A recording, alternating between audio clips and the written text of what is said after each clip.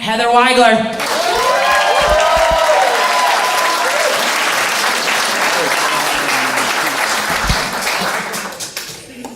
Probably not the next Caitlin. I'm a mom, and I love it. It is the greatest job you will ever be trapped in until you die. Yeah, my own mom was a lot better at accomplishing things in a day than I am, and I think it's because, unlike me, she didn't drink. She liked cocaine. She just tooted her way through the to-do list. My parenting drug of choice is cannabis because it just makes you forget your to-do list. It's easier that way. There were some really good things, though, about growing up with a mom who liked blow. I can clean the fuck out of a bathroom because I learned from somebody who was coke raging over the mildew and the grout. By the time my sister and I were done with those toothbrushes, that grout could blind you. And we were a little high on Tilex, so everybody was happy.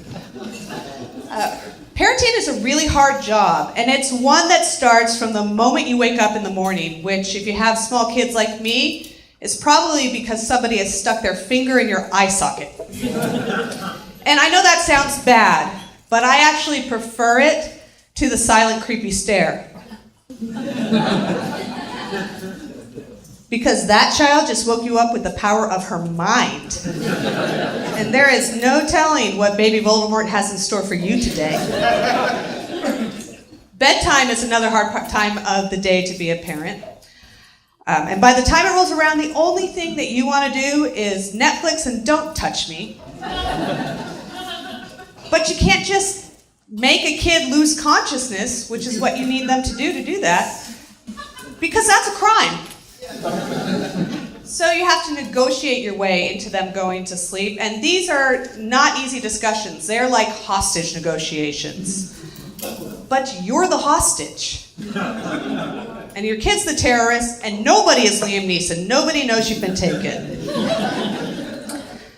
One of my least favorite parts of being a mom, though, has been breastfeeding. And I did it anyway, though. I did it for 9 months with my first and 5 months with my second, because you love your second child less.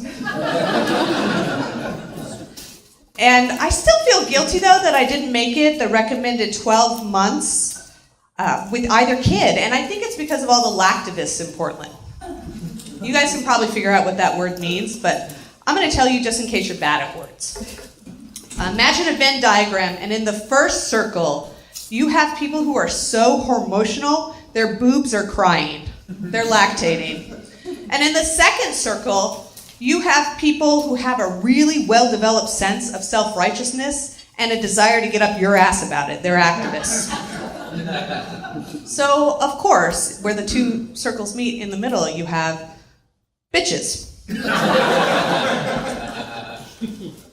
One of them came up to me once when I was nursing in public, and I was using a cover because I don't have great tits. And she said to me, you know, who would really want to eat under a blanket? Well, I hope my husband doesn't mind.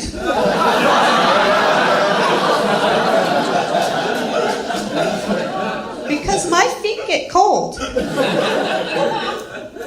And I bet your husband could use some blankets too. You seem pretty frigid.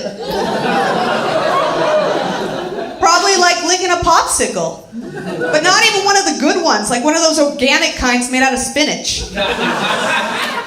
So now, if you would please shut the fuck up so I can go back to playing on my phone and ignoring my baby. That would be nice.